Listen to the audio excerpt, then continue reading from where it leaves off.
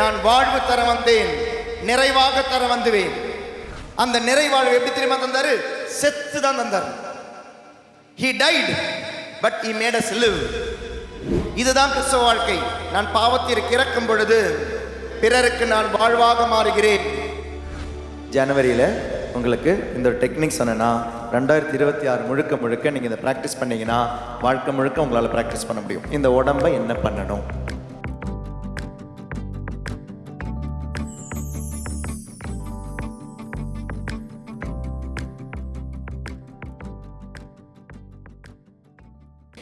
அன்பார்ந்தவர்களே, இந்த டாக் கொஞ்சம் ஆழமானது தான். ஆனால் இந்த டாக் உங்களுக்கு புரிஞ்சிச்சுன்னா, நான் மெதுவாக தான் இன்றைக்கி கிளாஸ் எடுப்பேன். ஆனால் இந்த டாக் உங்களுக்கு ஆழமாக புரிஞ்சுதுன்னா, உங்களுக்கு பவுல் எழுதின கொலோசியருக்கு எழுதிய திருமுகம், எபேசிய திருமுகம், ரோமையர் திருமுகம், பவுலினுடைய ஒரு அழகான ஒரு மைண்டு செட்டப் உங்களுக்கு ஈஸியாக புரியும். அப்புறம் நீங்கள் பவுலை வாசிக்கும் பொழுது, பவுல் எழுதிய திருமுகங்களை வாசிக்கும் பொழுது அந்த புத்தகம் உங்களுக்கு புரியும். இது பைபிள் புரியறதுக்கு. 2, கிறிஸ்தவத்தினுடைய அடிப்படை என்னன்னு உங்களுக்கு புரியும். அப்போ இன்னைக்கு சொல்ல போகிறது நல்ல ஒரு கிறிஸ்தவ வாழ்க்கையை வாழ்வதற்கு உங்களுக்கு உதவுற ஒரு டாக்காக இருக்கும். கிறிஸ்தவம் என்பது திரும்பவும் நான் எப்பவுமே அந்த வார்த்தையை பயன்படுத்தும் பொழுது அது ஒரு மதம் அல்ல, கடவுளுடைய பிள்ளை எவ்வாறு வாழ வேண்டும் என்று கிறிஸ்து காண்பித்த ஒரு வழிதான் கிறிஸ்தவம். ஸோ மதத்திற்கு அப்பாற்பட்டு கடவுளால் படைக்கப்பட்ட அனைவரும் கடவுளுடைய பிள்ளைகளே. இன்றைக்கி நம்ம எல்லாருமே ஒவ்வொரு மதங்களில் மாட்டிக்கிட்டு இருக்கிறோம். இப்போ மதத்திற்கு அப்பாற்பட்டு கடவுளுடைய பிள்ளை வாழ வேண்டிய ஒரு வாழ்க்கை இருக்குது. அதனால தான் கிறிஸ்தவம் என்பது ஒரு மார்க்கம். அந்த மார்க்கம் எப்படி வாழணும்னு புனித பவுல் சொல்கிறார். அவருடைய வாழ்க்கையில் புரிஞ்சுக்கிட்டார். ஏன்னா அவர் யூதராக இருந்தவர், ஒரு மதத்துக்குள்ளே இருந்தவர். அந்த மதத்திலிருந்து வெளியே வந்த பொழுது கிறிஸ்தவம் என்னும் மார்க்கத்தில் வாழ்ந்தவர். அந்த மார்க்கத்தை பற்றி அவ்வளோ அழகாக சொல்கிறார். ஒரு நெறியை பற்றி சொல்வார். அதனால் இன்றைக்கி இந்த விஷயம் உங்களுக்கு புரிஞ்சால் கிறிஸ்தவம் அப்படின்றது உங்களுக்கு ஈஸியாக புரியும். எப்படி நீங்கள் வாழணும்னு உங்களுக்கு புரியும். Okay, praise the Lord. Hallelujah, hallelujah. அப்படியே உங்களுக்கு தூக்கம் வந்தாலும் பரவாயில்ல, தூங்கிடுங்க. நமக்கு ரெக்கார்ட் ஆகுது, யூடியூப்பில் திரும்ப அதை போடுவாங்க. யூடியூப்பில் இருக்கும், நீங்கள் யூடியூப்பை திரும்ப போட்டு பார்க்கலாம். ஓகே, இயேசு கிறிஸ்து தனது வாழ்க்கையிலே நிறைய பிரசங்கங்களை வச்சார். 3 வருஷத்தில். ஆனால் இயேசுனுடைய முதல் பிரசங்கம் என்ன? மழை பொழிவது என்பது சரியான தவறான பதில். இயேசு முதலில் வாய் திறந்து பேசிய கோயிலை இயேசு முதலில் வாய் திறந்து எதற்காக? மனம் மாறுங்கள், மழைப்பொழிவு அல்ல. இயேசு கிறிஸ்து தனது பொது வாழ்க்கையை தொடங்குவது தனது திருமுழுக்கு முடியும் பொழுது தொடங்குகிறார். யோவான் கொடுத்த திருமுழுக்கு. அந்த திருமுழுக்கு பெற்ற பிறகு இயேசு கிறிஸ்து மேலே ஏறி வர்றாரு, தூய ஆவியானவர் இறங்கி வர்றார். அழகாக இருக்கும். மார்க் செய்தியால் அது போடும்பொழுது இயேசு ஏறி வருவார், தூய ஆவியானவர் இறங்கி வருவார். அப்படி வந்த பிறகு இயேசு முதலில் வாய் திறந்த வார்த்தை மனம் மாறுங்கள் என்பதுதான். மனம் மாறுங்கள்.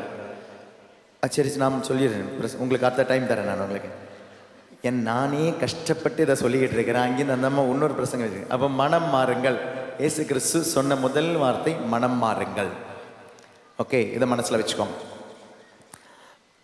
கடவுள் மண்ணை உருவாக்கி மண்ணிலே தனது ஆவியை ஊதிய பொழுதுதான் யார் பிறந்தான்? மனிதன் பிறந்தான். Very good.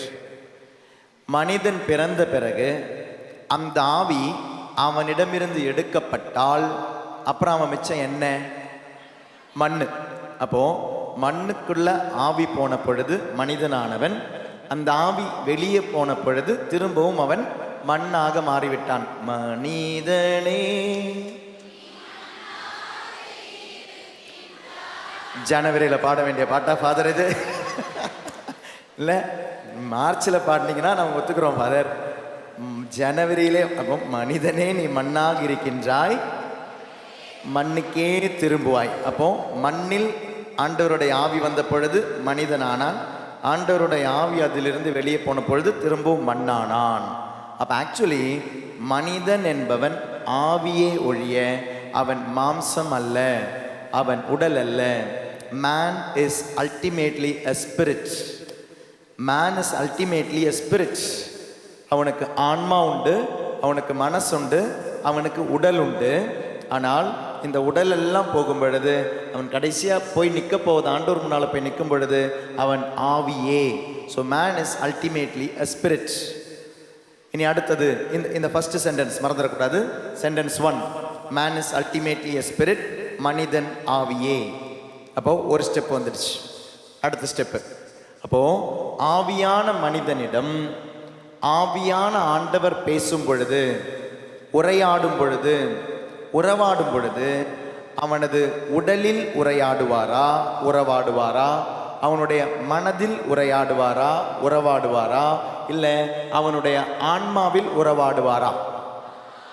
ஆன்மாவில். Very good. அப்போ ஆண்டவர் மனிதனிடம் பேசுவது, மனிதனிடம் உரையாடுவது, உறவு கொள்வது அவனுடைய உடலில் அல்ல. God who is spirit contacts with human spirits. Praise the Lord. ரெண்டாவது சென்டென்ஸ். ஓகேவா? சென்டென்ஸ் 1 மனிதன் ஆவியே. சென்டென்ஸ் 2 ஆவியான ஆண்டவர் ஆவியான மனிதனுடைய ஆன்மாவில் தான் பேசுகிறார். இதுக்கு எக்ஸாம்பிள் உங்களுக்கு புரியணும்னா, நீங்கள் ஒரு திருமுழுக்குக்கு ஒரு குழந்தையை எடுத்துட்டு கோயிலுக்கு கொண்டு போறீங்க, பேப்டிஸ்டுக்கு கொண்டு போறீங்க. பேப்டிஸ்டுக்கு உள்ளே கொண்டு போன பிறகு அந்த குழந்தைக்கு ஃபாதர் ஞானஸ்தானம் கொடுக்குறார், திருமுழுக்கு கொடுக்குறார். பேப்டிசம் கொடுத்துட்டு அந்த குழந்தைய வெளியே கொண்டு வரீங்க. பேப்டிஸ்டுக்கு கொண்டு போன குழந்தையும் பேப்டிஸ்டுக்கு முடிஞ்சு கொண்டு வந்த குழந்தையும் வெளியே கொண்டு வந்த குழந்தையிலையும் மாற்றம் ஏற்பட்டது. உடலிலா, மனதிலா, ஆன்மாவிலா? ஆன்மாவில். Because God who is spirit contacts with the spirit of human. ஆவியான ஆண்டவர் மனிதனுடைய ஆன்மாவில் தான் உறவு கொள்கிறார், உறவு வைக்கிறார். Price the Lord. உடலில் அதனால மாற்றம் இல்லை. பாவ சங்கீர்த்தனம் நிறைய பேர் இப்போ செஞ்சுட்டு வந்திருப்பீங்க, இல்லை பாவ சங்கீர்த்தனம் செய்கிற பழக்கம் இருக்கிறவங்க இருக்கிறீங்க. நீங்கள் பாவ சங்கீர்த்தனத்துக்கு போகிற உடம்பும் பாவ சங்கீர்த்தனம் முடிஞ்சிட்டு வர உடம்பும் சேம் தான். ஆனால் மாற்றம் ஏற்படுவது அந்த மனதில். ஏன்னா ஆண்டவர் பேசுவது ஆன்மாவில். ஒரு நிறைவான பாவ சங்கீர்த்தனம் முடிச்சுட்டு வரும்பொழுது அவ்வளோ சந்தோஷம் இருக்கும் உங்களுக்கு.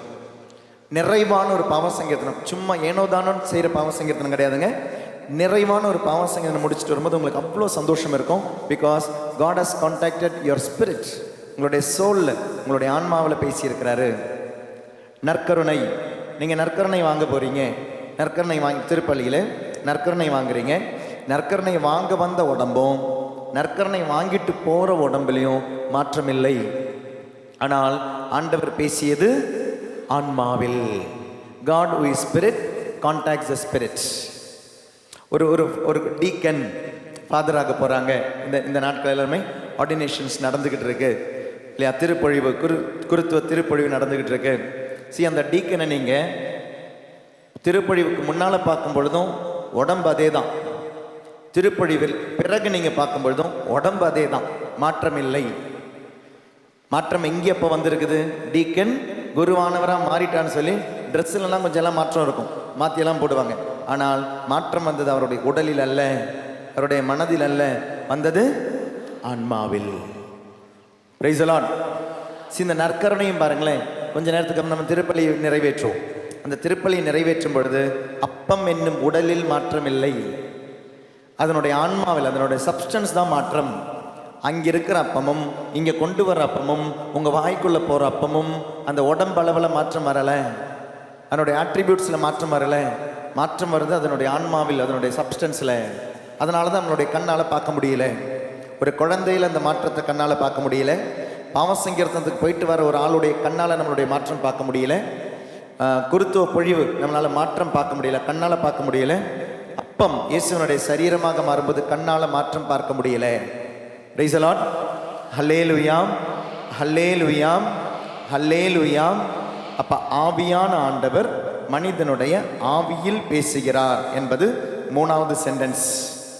இனி அப்படின்னா இந்த ஆன்மா, மனசு, உடம்பு, இதில் ஆன்மாவில் ஆண்டவர் பேசுகிறாரு, இதை புரிஞ்சுக்கிட்டோம்.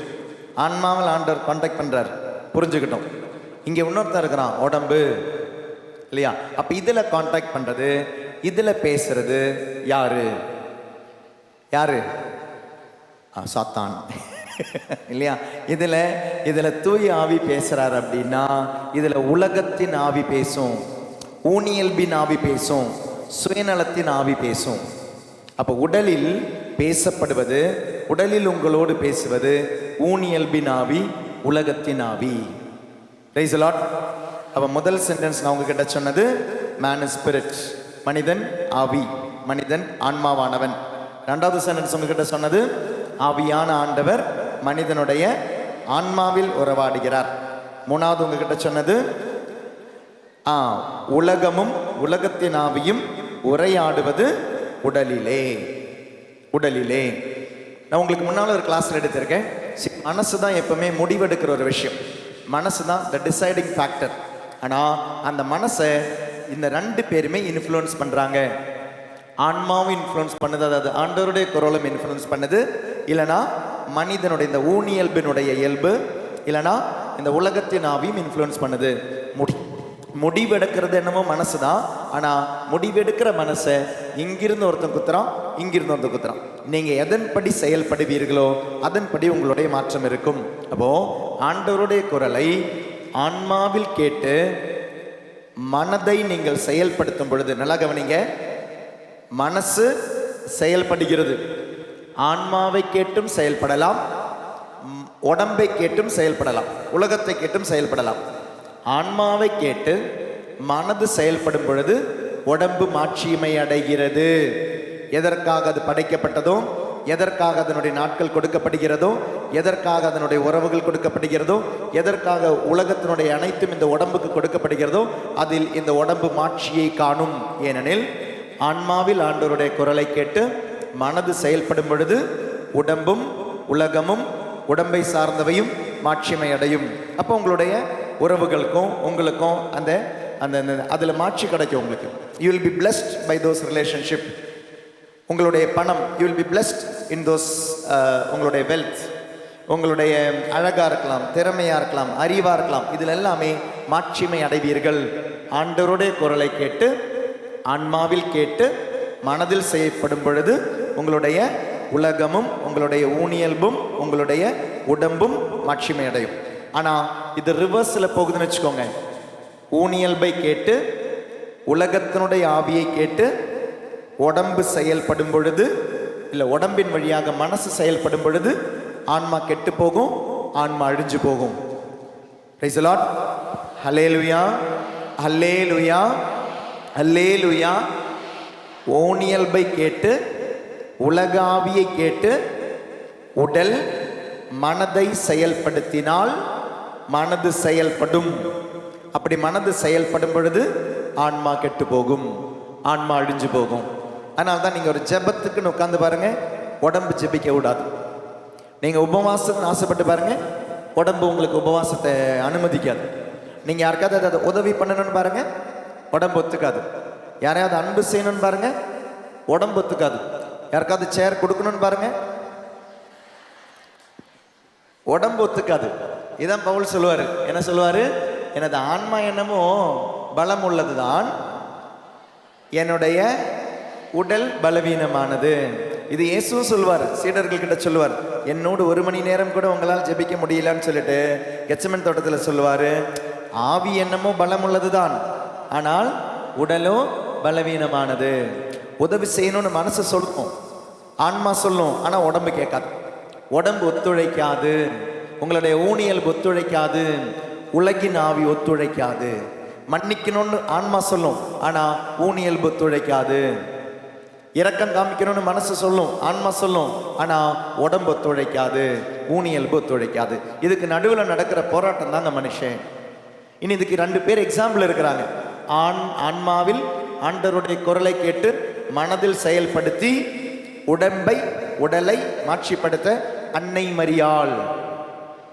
அன்னை மரியாள் ஒரு எக்ஸாம்பிள் தான். ஏன்னா மாதாவுக்கு ஆன்மாவில் ஆண்டவருடைய குரலை கேட்குறாங்க, குரலை கேட்கும் பொழுது இப்படி உனக்கு ஒரு மகன் பிறப்பான் அப்படின்னு சொல்லும் பொழுது மாதாவனுடைய உடம்பு பாருங்களேன், ஃபர்ஸ்ட் ஒத்துக்கலை. மாதாவனுடைய உடம்பு சொல்லுது, நான் கணவனை அறியேனே, புருஷன் எனக்கு தெரியாதே, ஆணினுடைய வாசம் எனக்கு இல்லையே, நான் எப்படி ஒரு குழந்தையை பெற்றுப்பேன். இனி அடுத்தது பாருங்களேன், இப்படி நான் ஒரு குழந்தையை பெற்றுக்கிட்டேன்னா கணவன் யாருன்னே தெரியல, கல்யாணத்துக்கு முன்னால எனக்கு வயிற்றுல ஒரு குழந்தை இருந்ததுன்னா எனக்கு என்ன ஆகும், என்னுடைய உடம்புக்கு என்ன ஆகும் கொஞ்சம் யோசிச்சு பாருங்க. கல்லால் எரிந்து கொல்லப்படுவேனே, இவ்வளவு சந்தேகங்கள் வருது. இருந்தாலும் ஆன்மாவில் ஆண்டவருடைய குரலை கேட்டு மத என்ன சொன்னாங்க, ஆமீன் ஆமீன். ஆன்மாவில் ஆண்டவருடைய குரலை கேட்டு மனதை செயல்படுத்திய பொழுது உடல் மாட்சி அடைந்தது, இறைவனுடைய மகனை தாங்கும் உடலாக மாறியது. அதே மாதிரி இன்னொருத்தங்க இருக்கிறாங்க, ஏவாள். அவங்களும் பாருங்களேன், அவங்க எங்க குரலை கேட்டாங்க, அவங்க ஆன்மாவில் ஆண்டவருடைய குரல் வந்தது, மணி பழத்தை சாப்பிடாதே, பழத்தை சாப்பிட்டா செத்துடுவேன். ரொம்ப நாள் ஃபாலோ பண்ணாங்கங்க. ஆனா உடம்பு ஒத்துழைக்கல. உடம்பு என்ன சொல்லிச்சு, அந்த பழத்தை பாரு, கண்ணுக்கு நல்லா இருக்கு, அந்த பழத்தை பாரு ரொம்ப அழகா இருக்கு, இந்த பழத்தை போய் ஆண்டவர் சாப்பிடக்கூடாதுன்னு சொல்லிட்டாரு பாரு. அப்போ உடம்பு கேட்டதை மனசு சொன்ன பொழுது, மனதில் செயல்படுத்த பொழுது ஆன்மா கெட்டு போனது, ஆன்மா அழிஞ்சு போனது. பிரைஸ் தி லார்ட், அல்லேலூயா. உங்களுக்கு புரிஞ்சுதா? மனம் செயல்படுகிறது, செயல்படும் மனதிற்கு ஆண்டவருடைய குரலும் உண்டு, உலகத்தினுடைய குரலும் உண்டு. பிரைஸ் தி லார்ட், சத்தமா ஹல்லேலூயா, ஹல்லேலூயா. இனி முழுக்க முழுக்க மனசு ஆன்மா பக்கம் திரும்பும் பொழுது, நல்லா கவனிங்க, நம்ம மனமாற்றத்தில் தொடங்கணும். மனமாற்றம் முழுசா இந்த மனசு ஆன்மா பக்கம் திரும்பும் பொழுது அதற்கு பைபிள் சொல்ற வார்த்தை தாங்க மெட்டனோயா. கிரேக்க வார்த்தை, இது கிரேக்க வார்த்தை. இயேசு சொல்றார் இல்லையா, மனம் திரும்புங்கள், காலம் நிறைவேறிவிட்டது, மனம் திரும்புங்கள், நற்செய்தியை நம்புங்கள் சொல்லும் பொழுது மார்க் 1:14-15 எழுதப்பட்ட வார்த்தை என்பது மெட்டனோயா, கிரேக்க வார்த்தை மெட்டனோயா, மனம் திரும்புங்கள். அப்போ அந்த மனம் எந்த பக்கம் திரும்பணும், உலகத்து பக்கம் திரும்பி இருக்கிற மனம் எந்த பக்கம் திரும்பணும், ஆன்மா பக்கம் திரும்பணும், ஆண்டவருடைய குரல் பக்கம் திரும்பணும். இதுதான் மனமாற்றம். இதை சொல்லதான் ஆண்டவர் வந்தார். இதை சொல்லதான், நீ அப்பா பக்கம் திரும்பு, ஆண்டவர் பக்கம் திரும்பு, அந்த குரல் பக்கம் திரும்பு, நீயும் ஆட்சி அடைவ, உன்னோட சேர்ந்து அனைத்தும் ஆட்சி அடையும். இனி அடுத்த ஒரு பிரச்சனை, இந்த மனசு ஆன்மா பக்கம் திரும்பும் பொழுது இவன் சும்மா இருப்பானா? யாரு? உடம்பு சும்மா இருப்பானா? ஊனியல்பு சும்மா இருக்குமா? சும்மா இருக்குமா? சும்மா இருக்காது. மன்னிக்கணும் நீங்க ஆசைப்பட்டாலும் மன்னிக்க விட மாட்டான். அன்பு செய்யணும் நீங்க ஆசைப்பட்டாலும் அன்பு செய்ய விட மாட்டான். முட்டிக்கால் போட்டு ஜெபிக்கணும் நீங்க ஆசைப்பட்டாலும் விட மாட்டான். நீங்க என்னதான் தியாகம் செய்யணும்னு ஆசைப்பட்டாலும் உடம்பு விடாது. அப்ப இந்த உடம்பு என்ன பண்ணணும்? அதான் அடுத்த கேள்வி. ஜனவரியில் உங்களுக்கு இந்த ஒரு டெக்னிக் சொன்னேன்னா 2026 முழுக்க முழுக்க நீங்கள் இதை ப்ராக்டிஸ் பண்ணீங்கன்னா வாழ்க்கை முழுக்க உங்களால் ப்ராக்டிஸ் பண்ண முடியும். இந்த உடம்பை என்ன பண்ணணும்? கேட்கல கேட்கல சீக்கிரமாக சொல்கிறேன். சீக்கிரமாக சொன்னால் டைம் போய்டும்ல, 12:30 தான் ஜெரிக்கும். சீக்கிரமாக சொன்னால் நீங்கள் யோசிக்க மாட்டீங்க, எல்லாமே நானே சொல்லிடுவேன். நீங்கள் யோசிங்க. என்ன பண்ணணும்? உடம்பை என்ன பண்ணணும்? எவனா இப்படி நீங்கள் ஒரு நல்லது செய்யணும்னு நினைக்கிறீங்க, அப்போ எவனா நச்சரிச்சுக்கிட்டே இருந்தானா என்ன பண்ணுவீங்க? போட்டு தட்டிடுவீங்களா? என்ன? விலகி இருக்கணும். விலகி இருக்கணும். உடம்புலேருந்து விலகி இருக்கணும். உடம்புலேருந்து விலகி இருக்கிறதுக்கு பைபிள் சொல்ற வார்த்தை என்ன? உலக ஆசையிலிருந்து வெளியே வந்துடணும். சொல்றதுக்கெல்லாம் நல்லா தான் இருக்கு. எவ்வளோ நகை போட்டிருக்கிறீங்க? இல்லை சும்மா கேட்டேன், எவ்வளோ வேண்டாம், எனக்கு தெரிய வேண்டாம். இல்லை, உலக ஆசையிலிருந்து வெளியே வரணும். நகையை போட்டுக்கிட்டு சொல்கிறாங்க உலக ஆசையிலிருந்து வெளியே வரணுமா? நல்ல பவுடரெல்லாம் போட்டுக்கிட்டு சொல்கிறாங்க உலக ஆசையிலிருந்து வெளியே வரணுமா? தீரி எல்லாரும் நானும் பேசுவேன், நீங்களும் பேசுவீங்க. ஓகே, சொல்லுங்க. என்ன தெரியுமா பண்ணணும்? உடம்ப சாகடிச்சிடணும். பிரைஸ் தி லார்ட், அல்லேலூயா, அல்லேலூயா. உங்களுக்கு புரியல, நான் சொன்னது உங்களுக்கு புரியல. அப்ப நீங்க இன்னும் உடம்புல சாகலையா? ஊனியல் பில் இனி சாகலையா? எனக்காவது செத்தவங்க யாராவது இருக்கீங்களா? ஊனியல் பில் செத்தவங்க யாராவது இங்கே இருக்கிறீங்களா? உடம்புல செத்த யாராவது இருக்கீங்களா? யாருமே இல்லையா? கடவுளே, பிரைஸ் தி லார்ட். செத்தவங்க யாருமே இல்லை, அதுதான் பிரச்சனை. செத்தவங்க யாருமே இல்லை. Praise the Lord. Hallelujah, hallelujah. நான் செத்துட்டேன். எப்போ தெரியுமா? என்னுடைய திருமுழுக்கில் செத்துட்டேன். 2 பேர் கை தூக்கி இருக்கிறாங்க. 2 பேர் கை தூக்கினாங்க. இயேசுவில் அன்பார்ந்தவர்களே, திருமுழுக்கில் நடந்தது என்ன தெரியுமா? திருமுழுக்கில் நடந்தது, நான் இயேசுவோடு இறந்தேன், நான் இயேசுவோடு இறக்க வேண்டும், நான் இயேசுவோடு இறந்தால் இறப்பதாங்க திருமுழுக்கு. I die for the world, I die for the spirit of the world. என்னுடைய ஊனியல்பிலும் என்னுடைய உடலின் நாட்டங்களிலும் அந்த உலக ஆசைகளிலும் இச்சைகளிலும் இறந்து கிறிஸ்துவில் வாழ்வு பெற்றது தான் திருமுழுக்கு. I tie. சீனி இங்கே அழகு பாருங்களேன். When you tie you live. நீங்கள் சாகும் பொழுது நீங்கள் வாழ்கிறீங்க, அதான் திருமுழுக்கு. நீங்கள் சாகும் பொழுது நீங்கள் வாழ்கிறீங்க. இன்னைக்கு ஃபாதர் என்ன எக்ஸ்பிளைன் பண்ணார் எனக்கு தெரியல. இந்த வார்த்தையினுடைய அர்த்தம் ரோமையருக்கு எழுதிய திருமுகம் 8வது அதிகாரம் என்ன வசனம் ஃபாதர் எக்ஸ்பிளைன் பண்ணிட்டு இருந்தாரு? வசனம் 12-13 எடுங்க. ரோமையர் 12வது அதிகாரம், ரோமையர் 12வது அதிகாரம். இன்னைக்கு நம்மளுடைய தீம் அதுதான். நீங்கள் எத்தனை பேர் நம்மளுடைய எதை நோட்டீஸை பார்த்தீங்கன்னு தெரியல. பார்த்தீங்களா? இந்த வாட்டி நல்லா இருந்ததா? அட்வர்டைஸ்மெண்ட், நைட் விஜனோட அட்வர்டைஸ்மெண்ட் நல்லா இருந்ததா? நல்லா இருந்துச்சுல்ல? ரொம்ப அழகாக இருந்ததுல்ல? அதில் இந்த வார்த்தையை போட்டிருக்கிறோம். இந்த வசனத்தை தான் போட்டிருக்கிறோம். கவனிச்சிருக்க மாட்டீங்க. 12வது அதிகாரம் 2வது வசனம். Romans chapter 12 verse 2. verse 1. சகோதர சகோதரிகளே, கடவுளுடைய இரக்கத்தை முன்னிட்டு தூய உயிருள்ள பலியாக உங்களை படையுங்கள், இதுவே நீங்கள் செய்யும் உள்ளார்ந்த வழிபாடு. என்ன வழிபாடு? உள்ளார்ந்த வழிபாடு. இது உடலின் வழிபாடு அல்ல. ஆவியில் இருக்கும் ஆண்டவரை உடலில் வழிபட முடியாது. ஆவியில் இருக்கும் ஆண்டவரை ஆவியில், ஆன்மாவில் தான் உண்மையாக வழிபட முடியும். சமரியா பெண்ணுக்கிட்ட ஆண்டவர் சொல்வாரு, கடவுள் உருவமற்றவர். இங்கிலீஷ்ல அதனுடைய டிரான்ஸ்லேஷன் எப்படி தெரியுமா இருக்கும்? God is spirit. If God is spirit, கடவுள் உருவமற்றவராக இருந்தால் உருவமற்ற ஆண்டவரை நீ வழிபட வேண்டியது உன்னுடைய உள்ளத்தின் வழியாக, உடலின் வழியாக அல்ல. அப்போ உள்ளம் ஆண்டவர் பக்கம் திரும்பணும்.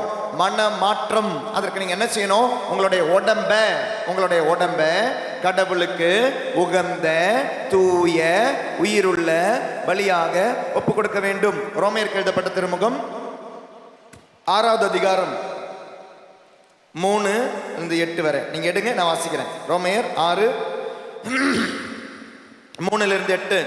திருமுழுக்கினால் கிறிஸ்து இயேசுவோடு இணைந்திருக்கும் நாம் அனைவரும் அவருடைய சாவிலும் அவரோடு இணைந்திருக்கிறோம் என்பது உங்களுக்கு தெரியாதா?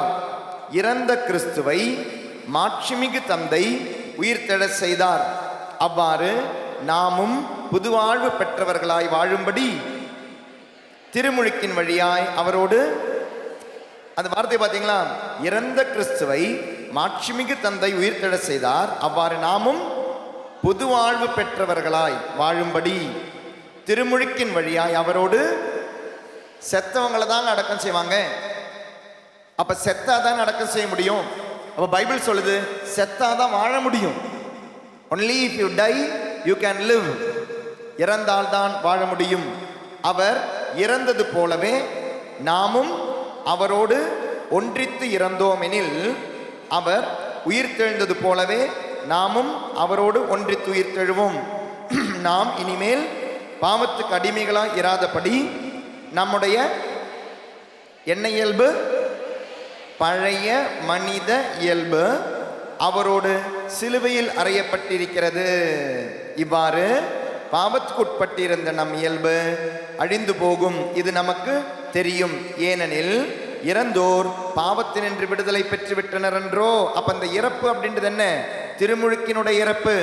திருமுழுக்கில் இறந்தவர்கள், உடலில் ஊனியல்பில் இறந்தவர்கள் பாவத்திலிருந்து விடுபட்டவர்கள், பாவத்திலிருந்து விடுபட்டவர்கள், இறந்து உயிருடன் எழுப்பப்பட்ட சாரி, ஏனெனில் இறந்தோர் பாவத்தில் 8வது வசனம், கிறிஸ்துவோடு நாம் இறந்தோமாயின் அவரோடு வாழ்வோம் என்பதே நாம் கொண்டுள்ள நம்பிக்கை.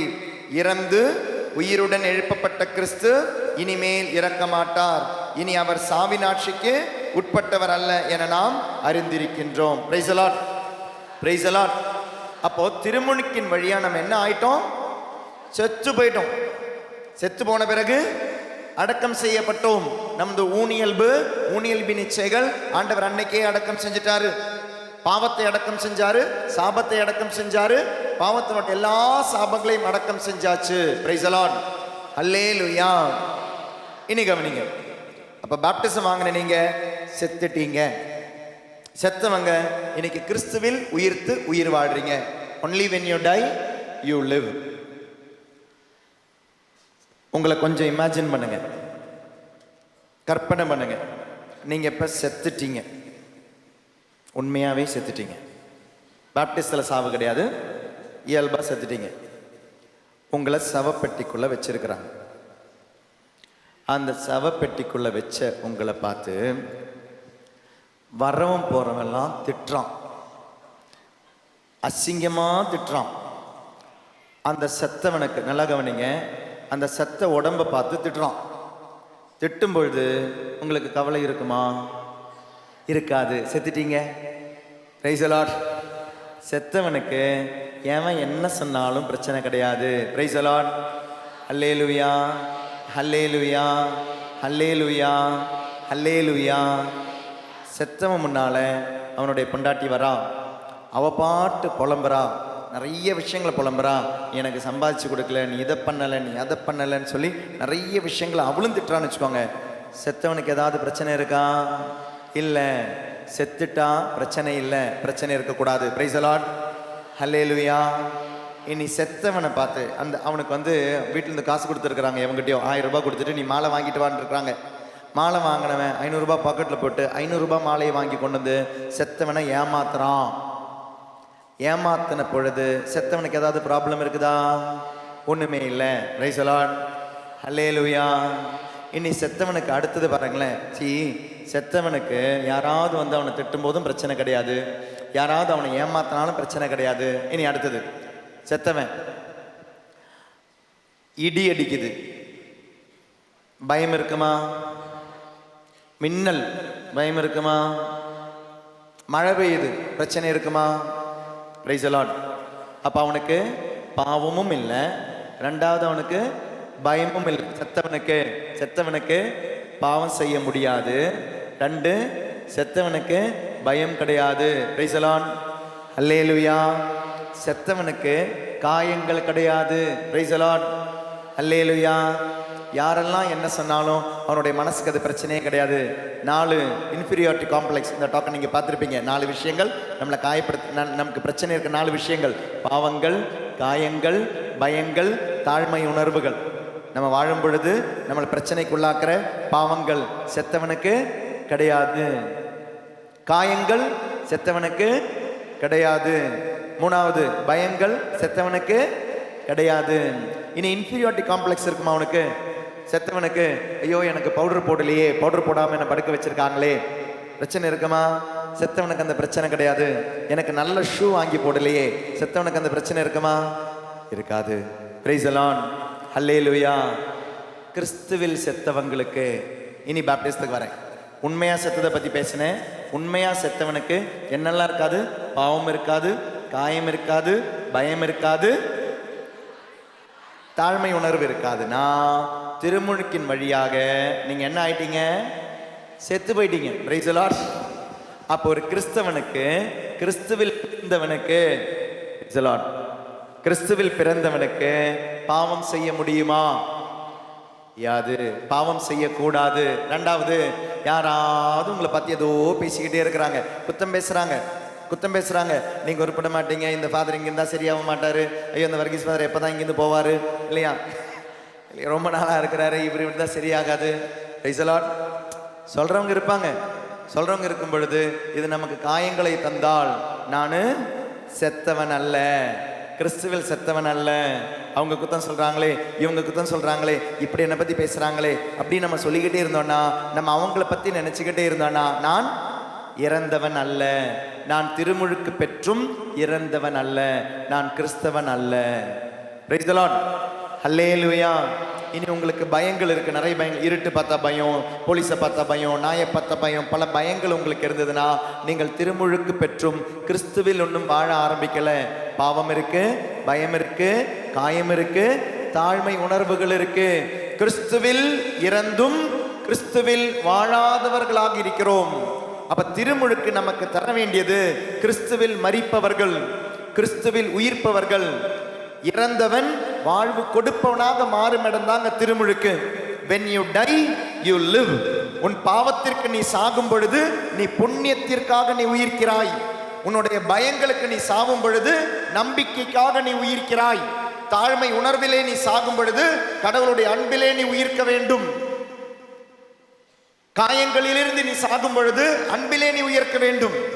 இந்த நாளுமே நீ சாகும் பொழுது இந்த நாளுடைய ஆப்போசிட்டாக இருக்க வேண்டும். இப்படி இருந்தீங்கன்னா, நீங்க ஒரு பாவம் செய்யறவங்க, திருமுழுக்கு வாங்கின பிறகும் குடிக்கிறவங்களா இருக்கு, குடிக்கிறவங்க என்னைக்கோ தியானம் எல்லாம் அட்டன் பண்ணிட்டு அந்த குடியை நீங்க நிறுத்தும் பொழுது, நல்லா கவனிங்க, when you die you live அப்படின்றதோட அர்த்தம் என்னன்னு சொல்றேன். நீங்கள் திருமுழுக்கு பெற்றவர்கள் கிறிஸ்தவர்கள் எப்படி வாழணும்னு சொல்றேன். கடவுளுடைய பிள்ளைகள் எப்படி வாழணும்னு சொல்றேன். நான் குடிக்கிறேன், என்னுடைய குடியை நான் நிறுத்திட்டேன். அந்த குடியை நிறுத்தும் பொழுது நான் பாவத்திற்கு சாவறேன். பாவத்திற்கு நான் சாகும் பொழுது when I die I live. எப்படி நான் வாழ்றேன்? நான் வாழ்ற வாழ்க்கை கிடையாதுங்க.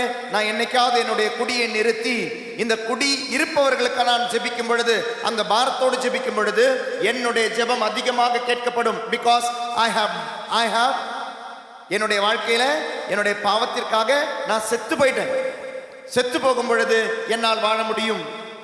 அம்மா உங்ககிட்ட சொல்றாங்க, டேய் தம்பி ஒழுங்கா படிடா, நல்லா படிடான்னு சொல்லும் பொழுது அம்மாவை கேட்கறதுக்கு எனக்கு விருப்பம் இல்லை. அம்மா சொல்றது எனக்கு கேட்க விருப்பம் இல்லை. ஆனால் நான் சாகிறேன். எப்படி சாகிறேன்? இல்லை, அம்மா சொல்றது தான் கரெக்ட். அப்ப என்னுடைய விருப்பத்தில் நான் சாகிறேன். என்னுடைய விருப்பத்தை நான் முன்னால கொண்டு வரல. when I die, என்னுடைய விருப்பத்தை நான் இல்லைன்னு வச்சுட்டு அம்மா சொல்றதை நான் கேட்கும் பொழுது நான் வாழ்கிறேன். வாழும் பொழுது என்ன ஆகுது? உங்களுடைய ஸ்கூல்ல இல்ல உங்களுடைய காலேஜ்ல ஏதாவது அங்க நடக்கும் பொழுது ஏதோ ஒரு பையன் ஏதோ ஒரு தப்பு செய்யறான், ஏதோ ஒரு பொண்ணு ஏதோ ஒரு தப்பு செய்து உங்களுடைய வார்த்தைக்கு ஒரு பவர் கிடைக்குங்க. நீங்க போய் அந்த பையன் கிட்ட, நீங்க போய் அந்த பொண்ணு கிட்ட, டேய் அப்படி செய்யறது தப்புடா, அம்மா அப்படி செய்யறது தப்புன்னு நீங்க ஒரு வார்த்தை சொல்லும்போது, எந்த விஷயமாக இருக்கட்டும், when you instruct that boy, when you instruct that boy, the girl, that instruction will be effective. ஏன் தெரியுமா? இங்க நீ ஒரு பாவத்திற்கு செத்த, அங்க நீ வாழ்வா மாறுவ. when you die you live. இதுதான் கிறிஸ்தவ வாழ்க்கை. இதுதான் கிறிஸ்தவ வாழ்க்கை. நான் பாவத்திற்கு இறக்கும் பொழுது, என்னுடைய சோகங்களில் சோர்வுகளில் நான் இறக்கும் பொழுது பிறருக்கு நான் வாழ்வாக மாறுகிறேன். இதுதான் இயேசு சொன்னாரு, நான் வாழ்வு தர வந்தேன், நிறைவாக தர வந்துவேன். என்னுடைய ஆடுகளுக்கு வாழ்வு தர வந்தேன், அந்த வாழ்க்கையை நான் நிறைவாக தர வந்தேன். அந்த நிறைவாழ்வு எப்படி தெரியுமா தந்தாரு? செத்து தான் தந்தார். He died but he made us live. நான் ஒரு பாவத்தில் இருக்கிறேன், அந்த பாவத்துக்கு நான் சாகும் பொழுது அந்த பாவத்தில் இருக்கிறவங்களை இல்ல அந்த பாவத்தில் மூழ்கி இருக்கிறவங்களை மீட்பதற்கு என்னுடைய ஜெபம், என்னுடைய வாழ்க்கை, என்னுடைய வார்த்தைக்கு ஒரு பவர் கிடைக்கும். இன்னைக்கு உங்களுடைய வார்த்தைக்கு பவர் கிடைக்கல, உங்களுடைய ஜெபத்துக்கு ஒரு பவர் கிடைக்கல, உங்களுடைய வாழ்க்கைக்கு ஒரு பவர் கிடைக்கலனா காரணம் தெரியுமா? நீங்க அந்த பாவத்தில் இருக்கிறீங்க, சுயநலமா இருக்கிறீங்க. சுயநலம் இருந்து நீ என்ன செய்தாலும் உன்னுடைய உடலை ஆண்டவருக்கு, கடவுளுக்கு உகந்த தூய உயிருள்ள பலி பொருளாக நீ ஒப்பு கொடுக்காமல் உனக்கு பிறருக்கு உயிராக மாற முடியாது. இதாங்க அர்ப்பணம், சரண்டர். என்ன நம்ம செல்லம் கேட்போம், ஃபாதர் அர்ப்பணிக்கணும் அர்ப்பணிக்கணும் அர்ப்பணிக்கணும்ன்ற எண்ணத்தை அர்ப்பணிக்கணும். உன்னுடைய உடலின் இச்சைகளை அர்ப்பணிக்கணும், உன்னுடைய பாவங்களை அர்ப்பணிக்கணும், உன்னுடைய பயங்களை அர்ப்பணிக்கணும், உன்னுடைய காயங்களை அர்ப்பணிக்கணும், உன்னுடைய இந்த தோல்விகளை அர்ப்பணிக்கணும், உன்னுடைய சோகங்களை அர்ப்பணிக்கும் பொழுது when you surrender, கடவுளுக்கு உகந்த தூய உயிருள்ள பலியாக உன்னுடைய பாவங்கள், காயங்கள், சோர்வுகள், தோல்விகள், பயங்கள், தாழ்மை உணர்வுகளை நீ ஒப்பு கொடுக்கும் பொழுது நீ வாழ்வு பெறுகிறாய். நீயும் உன்னோடு இருப்பவர்களுக்கும் வாழ்வு கொடுக்கும் ஒரு உயிருள்ள பலி பொருளா நீ மாறுற. ரொம்ப வருஷங்களுக்கு முன்னால லோகோஸ் தியான மையத்தில் இருந்த பொழுது அங்கே அந்த தியானத்துக்கு வரவங்க அங்கே கவுன்சிலிங் எல்லாம் வருகிற மாதிரி இருந்தாங்க. கல்யாணமாகி ரொம்ப வருஷமாகி அவங்களுக்கு குழந்தை கிடையாது, ரொம்ப வருஷமாயிடுச்சு. வருவாங்க, ப்ரேயர் பண்ணுவாங்க, கவுன்சிலிங் எல்லாம் கொடுப்பாங்க. ஹஸ்பண்ட் வந்து அவ்வளோ கோயிலுக்கெல்லாம் வர மாட்டார், ஞாயிற்றுக்கிழமை மட்டும் கோயிலுக்கு வரவர். எவ்வளோ ஜெபிச்சாங்க அவங்க, ஆனால் அவங்களுக்கு கடைசி வரை குழந்தை பிறக்கலை. 10-12 வருஷமே நம்ம இருந்திருக்குன்னு நினைக்கிறேன் அன்றைக்கி அவங்க கல்யாணமாகி, ஆனால் அவங்களுக்கு குழந்தை பிறக்கலை. அதுக்கு பிறகு நான் இங்கிருந்தெல்லாம் மாறி வந்த பிறகு நான் தெரிஞ்சது அவருக்கு கேன்சர் வந்துச்சு. அவர் இறந்துட்டார். இன்றைக்கி அவங்க தனியாக இருக்கிறாங்க. திரும்ப கேரளாவுக்கு போயிட்டாங்க வீட்டுக்கு, அம்மா வீட்டுக்கு. ஆக்சுவலாக அன்பாக இருந்திருக்கலே. ஆனால் இவர்கள் யாருக்கெல்லாம் கவுன்சிலிங் கொடுக்குறாங்களோ, யாருக்காகலாம் ஜெபிக்கிறாங்களோ, குழந்தை இல்லாதவங்களுக்கு குழந்தை பிறக்கும். இவங்க யாருக்கெல்லாம் கவுன்சிலிங் கொடுக்குறாங்களோ, யாருக்காகலாம் ஜெபிக்கிறாங்களோ, குழந்தை இல்லாதவங்களுக்கெல்லாம் குழந்தை கிடைக்கும். ஏன் தெரியுமா? எனக்கு குழந்தை இல்லை அப்படின்னு இந்த வருத்தம், அந்த வேதனை, அந்த காயம், அந்த சோகத்தை இவங்க என்ன தெரியுமா பண்ணாங்க? கடவுளுக்கு உகந்த தூய உயிருள்ள பலியாக ஒப்பு கொடுத்த பொழுது, இறந்த பொழுது இன்னைக்கு வாழ்வா மாறினவங்க, இன்னைக்கு வாழ்வா மாறினவங்க. இதுதாங்க கிறிஸ்தவம். when you die you live, when you die you live. அது பாவங்களா இருக்கலாம், பயங்களா இருக்கலாம், எதுவுமா இருக்கட்டும். when you die you live. praise the lord. சத்தமா ஹல்லேலூயா, ஹல்லேலூயா, ஹல்லேலூயா, ஹல்லேலூயா. குடிப்பழக்கத்திற்கு இருந்தால் அப்படிப்பட்டவர்கள் நீ பேசினாலோ அவருக்காக ஜெபித்தாலோ உன்னிலிருந்து வாழ்வவரை போல. புறணி பேச்சு இருந்தால், புறணி பேச்சு உங்களுக்கு தெரிஞ்சோ தெரியாமல் அப்படி ஒரு பழக்கம் உங்களுக்கு இருக்குன்னு வச்சுக்கோங்க. ஏன்னா நம்மளுடைய நாக்கால தான் நம்ம கெட்டு போகிறோம், நம்மளை சுற்றி இருக்கிறவங்க கெட்டு போகிறாங்க. அப்போ அப்படி உங்களுடைய நாக்கை இந்த 2026 ஏன் இந்த முதல் பிரசங்கம் இதை நான் இன்னைக்கு சூஸ் பண்ணேன் அப்படின்னா, இயேசுவில் அன்பார்ந்தவர்களே, நம்ம எல்லாமே சாதாரண ஒரு வாழ்க்கையை வாழ்கிறோம். நம்மளுடைய உடம்பை நம்ம சாகடிக்க மாட்டேங்கிறோம். உடம்பை சாகடிக்காம நீ செய்கிற ஆராதனை எல்லாமே ஜீரோ தான். உடம்பை சாகடிக்காம நம்ம நைட்டு விஜிலுக்கு வரோம், நம்ம இங்கே உட்காந்துக்கிட்டு இருக்கிறோம், நம்ம நைட்டு ஃபுல்லாக தூங்காமலாம் இருக்கிறோம், நம்ம இந்த உடம்பை சாகடிக்கிறோம்னு நினைக்கிறோம். ஆனால் நம்ம உடம்பை சாகடிக்கல. சீதான சொன்னலையா, சுயநலத்தோட பல விஷயங்கள். இங்கே 9:09 ஜெபமாலை நடந்துகிட்டு இருக்கு. இங்கே நல்ல கூச்சல் தான் இருக்கு. இதுக்குள்ள கூச்சல் இருக்கு, அங்கே வெளியே கூச்சல் இருக்கு, அங்கே வெளியே கூச்சல் இருக்கு. நம்ம இதுக்குள்ள வரத்துக்குள்ள எவ்வளவு தெரியுமா ஆகுது? 11:30 ஆகுது. ஏன் தெரியுமா 11:30 ஆகுது? ஏன்னா அடுத்து ஜெரிக்கோ ஆரம்பிப்பார் ஃபாதர். ஜெரிக்கோக்கு போனா போதும். ஜெரிக்கோல தான் ஃபாதர் ஆண்டவர் ஆசீர்வதிக்கிறார். ஜெரிக்கோல கிடையாதுங்க ஆண்டவருடைய ஆசீர்வாதம். உகந்த தூய பலி பொருளாக நீ ஒப்பு கொடுக்கும்போது உனக்கு கிடைப்பதான் ஆசீர்வாதம். இல்லைன்னா அந்த ஆசீர்வாதம் உடம்புக்கு மட்டும், நல்லா கவனிங்க, உடம்புக்கு மட்டும் கிடைக்கிற ஆசீர்வாதம்னா அது உடம்போட முடிஞ்சு போயிடும். நோயிலிருந்து விடுதலை ஆசீர்வாதம் கிடைக்கும், அது நோய் அந்த உடம்போட முடிஞ்சு போயிடும். என்னைக்கு நீங்க உங்களுடைய உடம்பை காணிக்க ஒப்பு கொடுக்கிறீங்களோ, உடல் இச்சைகளை, ஊனிகள் ஆவியை இச்சைகளை ஒப்பு கொடுக்கிறீர்களோ, அன்னைக்குதான் உண்மையான ஆராதனை நடக்கும். ஆண்டவருடைய குரலை கேட்காமல், ஆன்மாவில் குரலை கேட்காமல், மனதில் செயல்படாமல் இருந்தால் உன்னுடைய எல்லா ஆராதனையும் ஜீரோல தான் போய் நிற்கும். இது ஆன்மீகம் அல்ல. ஆன்மீகம் என்பது ஆன்மாவில் ஆண்டவருடைய குரலை கேட்டு மனதை செயல்படுத்துவது தான் ஆன்மீகம். அதுதான் ஆன்மீகம். அப்படி அல்லாததெல்லாம் ஆன்மீகம் அல்ல. அப்ப உங்களுக்கு தோணும், ஃபாதர் இப்ப நம்ம பிரைஸ் அண்ட் வர்ஷிப் எல்லாம் செஞ்ச போது அப்படியே ஒரு மாதிரி அந்த ஸ்பிரிட் இறங்கின மாதிரி இருந்தது ஃபாதர். மாதிரி தான் இருக்கும், ஸ்பிரிட் இறங்காது ஃபாதர். அப்படியே ஷாக் அடிச்ச மாதிரி இருந்தது ஃபாதர். யாராவது அடியில் பக்கத்தில் இருந்திருப்பாங்க. இதெல்லாமே emotionalism. This is not spirituality. Emotionalism வேற, ஸ்பிரிச்சுவாலிட்டி வேற. கத்துறோம், கூச்சல் போடுறோம், ஜெபிக்கிறோம், கைத்தட்டி பாடுறோம், இதெல்லாமே செய்யும் பொழுது ஒரு மாதிரி உணர்வு வருது ஃபாதர். அந்த உணர்ச்சி வசப்படுறது ஜெபம் அல்ல. உணர்ச்சி வசப்படும் பொழுது ஆவியானவர் இறங்குற மாதிரி உனக்கு தோணிச்சுன்னா, சாதாரண உணர்ச்சியில் இருக்கும் பொழுது நீ எப்படி இருக்கிற நீ உன்னை பத்தி யோசிச்சு பாரு. சுயநலம் இல்லாத இடத்துல தாங்க ஆவியானவரால் இறங்க முடியும். பொது நலம் இருக்கிற இடத்துல தாங்க ஆவியானவர் இருப்பாரு. சாகாத ஒருத்தர்கிட்ட வாழ்வு இருக்காது, கிறிஸ்துவ வாழ்வு இருக்காது, கிறிஸ்துவால வாழ முடியாது. இதுக்குள்ளே செல்லும் இருப்பீங்க. மாமியார் ஒரு இடத்துல உட்காந்துருப்பீங்க, மருமக ஒரு இடத்துல உட்காந்துருப்பாங்க. மாமியார் ஒரு பஸ்ல போவாங்க, மருமக வேற பஸ்ல போவான். அண்ணன் ஒரு பஸ்ல வந்திருப்பீங்க, தம்பி ஒரு பஸ்ல வந்திருப்பான், தங்கச்சி ஒரு கார்ல வந்திருப்பான். அந்த கார்ல அக்காவை கொண்டு போக மாட்டான். சுயநலம் பிடிச்சவங்களா இந்த தியானத்துக்கு வந்திருக்கிறோம், நைட்டு சொல்லுக்கு வந்திருக்கிறோம்னா, ஃபாதர் நான் ரெகுலரா உங்க யூடியூப்பை கேட்கறேன் ஃபாதர். இப்படி கேட்கறவங்களால தான் எங்க வீட்டில் எனக்கு கெட்ட பேரே நிறைய பேருக்கு. இந்த வர்கீஸ் வாதரை கேட்டுக்கிட்டே இருக்கிற, நீ யூடியூப் பார்த்துக்கிட்டே இருக்கிற, நீ திருந்தினியான்னு சொல்லி என்ன வேற எவனோ வீட்டில் திட்டிக்கிட்டு இருக்கான். யோசிச்சு பாருங்க, ஏன் திட்டுறான்? ஏன்னா அவன் பார்க்கறது அம்மாவில் இமோஷனலிசம் இல்ல, அம்மா அப்பாவில் பார்க்கறது இமோஷனலிசம். அப்பா ஜெபிக்கும் போது ஒரு மாதிரி இருக்கிறாரு, இல்லாத மாதிரி வேற மாதிரி இருக்கிறாரு. அம்மா ஜெபிக்கும் போது நைட்ரஜலுக்கு போகும்போது ஒரு மாதிரியா ஜெபிக்கிறாங்க, ஒரு மாதிரியா இருக்கிறாங்க. நைட்ரஜல் முடிஞ்சிட்டு வீட்டுக்கு வந்து பார்த்தா தெரியும் ஃபாதர் அப்படின்வாங்க. யோசிச்சு பாருங்க, இன்னைக்கு நிறைய பேர் உங்களுடைய பிள்ளைகள், வாலிப பிள்ளைகள் கோயிலுக்கு போகாததற்கு காரணமே உங்களில் இருக்கிற இமோஷனலிசம், நாட் ஸ்பிரிச்சுவாலிட்டி. உங்களில் ஆன்மீகம் இருந்தால் கண்டிப்பா அவங்க மாறி இருப்பாங்க. உங்களிலே ஆன்மீகம் இருந்தால் உங்களுடைய பிள்ளைகள் மாறி இருப்பாங்க, உங்க வழியில வந்து இருப்பாங்க. இன்னைக்கு உங்களுடைய வழியில வரல அப்படின்னா நீங்க உடம்புல இன்னும் சாகல, நீங்க ஒண்ணு இந்த ஊனியல்புல சாகல. பாப்டிசம்ன்றது சர்டிபிகேட்ல வாங்கி வச்சிருக்கிறோம். பிரைஸ் தி லார்ட், ஹல்லேலூயா, ஹல்லேலூயா. கிறிஸ்துவில் இறந்தால் கிறிஸ்துவில் வாழ்பவன் தான் கிறிஸ்தவத்தில் இருப்பவன்.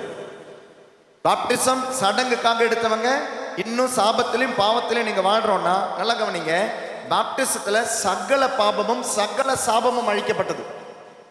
சகல பாவமும் சகல சாபமும் அழிக்கப்பட்டது. சாபம்னா என்ன? சாபம்னா என்ன? ஆசீர்வாதத்துக்கு ஆப்போசிட். பரவாயில்ல, நல்லா இருக்கு. சாபம் அப்ப ஆசீர்வாதம் என்ன? blessing. ஓ, இங்கிலீஷ் டிரான்ஸ்லேஷன். சாபம்னா என்ன? கர்ஸ். ஆஹா, சூப்பர். சாபம்னா என்ன?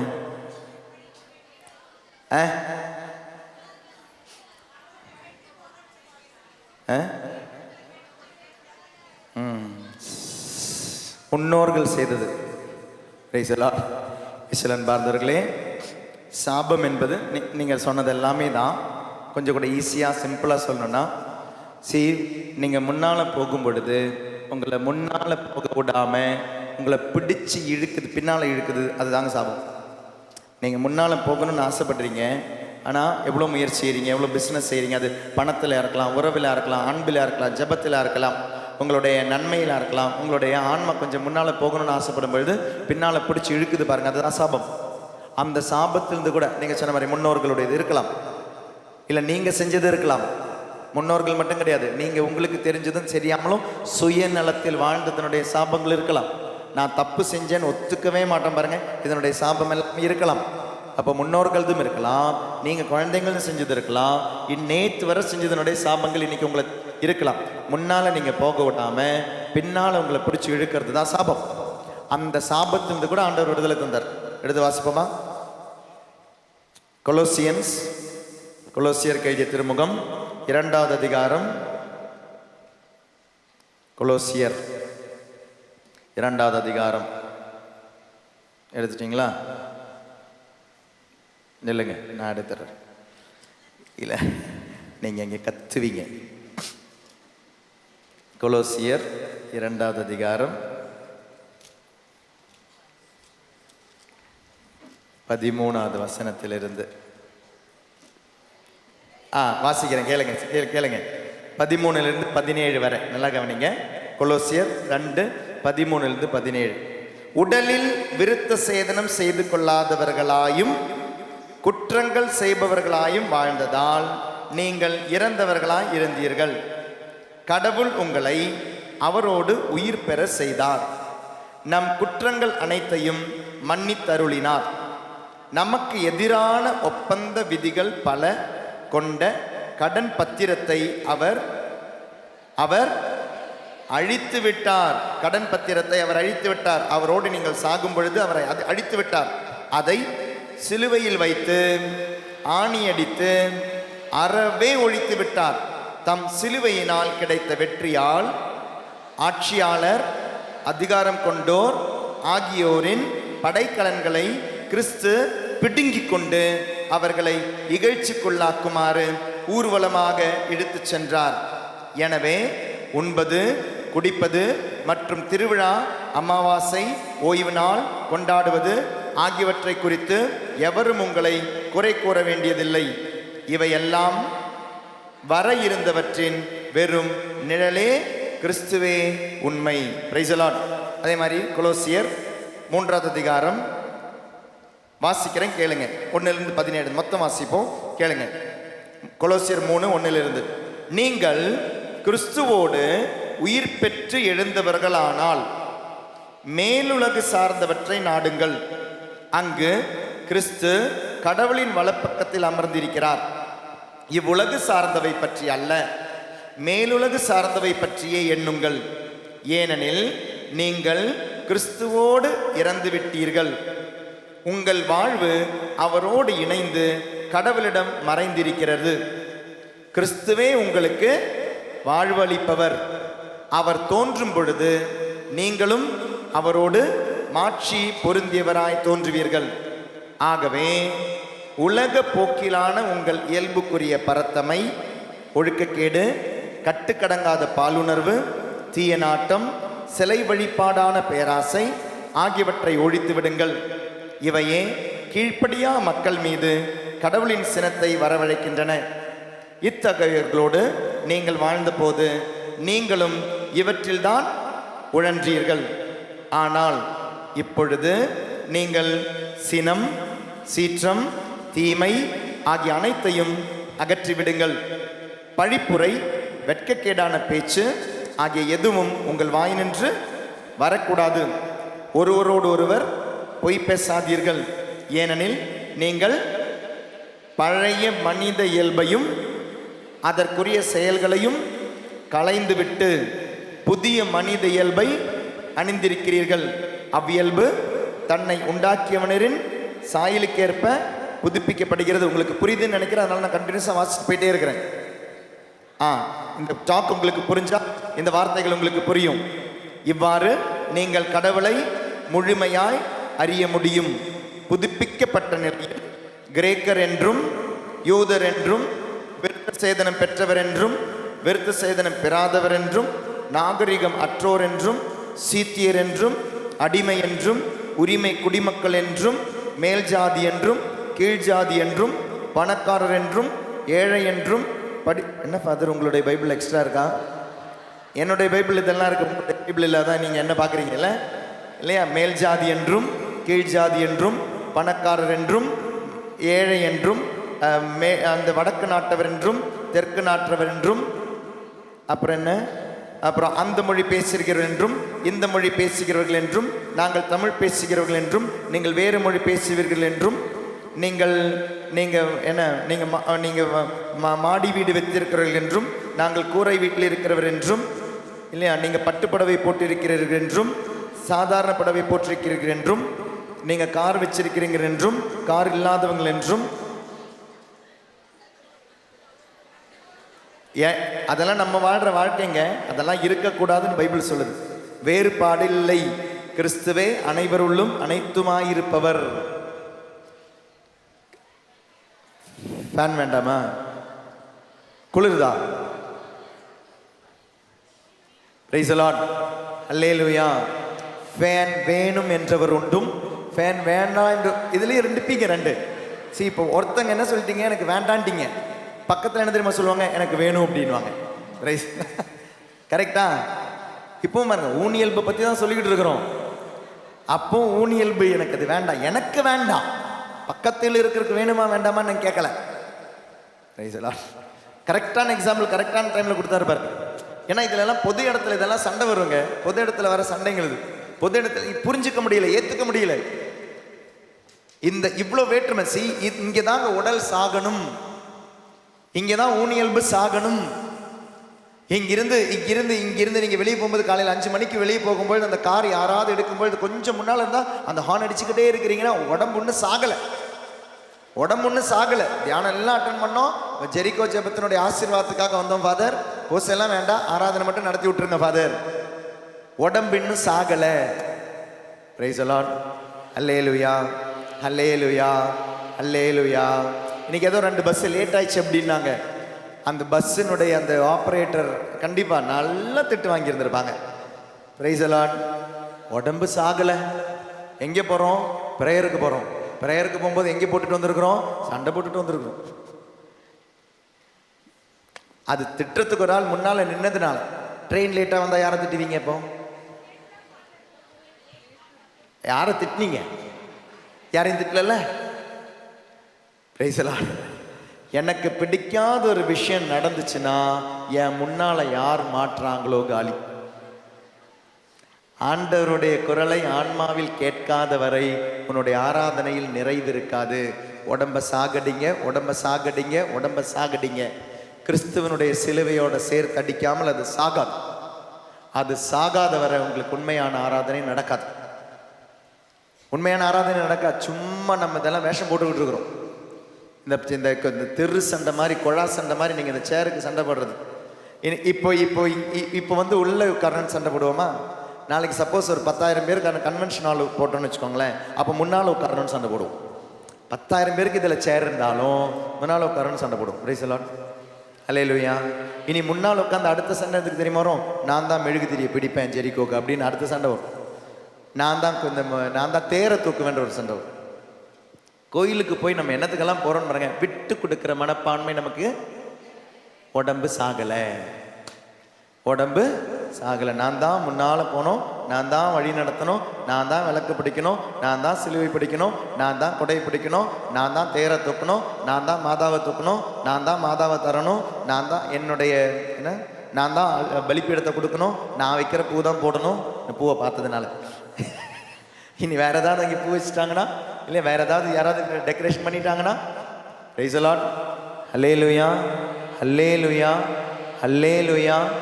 நான் தான் சாமியாருக்கு இன்னைக்கு மதியானம் சாப்பாடு கொடுக்குறேன், நான் தான் பிரியாணி கொடுக்குறேன்னு சொன்னேன். நீ பங்கு சாமியாருக்கு நீ ஏன் வந்து கொடுத்த? எவ்வளோ சண்டைகள் தெரியுமா? நான் தான் மியூசிக் போடணும், அவங்களுக்கு சான்ஸ் கிடைக்கல போல இருக்குது. பரவாயில்ல. அவங்களுடைய வருத்தம், அவங்களுடைய பரிதாபம், அவங்களுடைய புலம்பல். ஒவ்வொருத்தருக்கும் ஒவ்வொரு புலம்பல் இருக்கு. Praise the Lord. ஹல்லேலூயா. சத்தமா ஹல்லேலூயா, ஹல்லேலூயா, ஹல்லேலூயா, ஹல்லேலூயா. இயேசுவின் பார்ந்தவர்களே, அப்போ இந்த திருமுழுக்கில் ஆண்டவர் எல்லா சாபங்களையும் நீக்கி விட்டார்.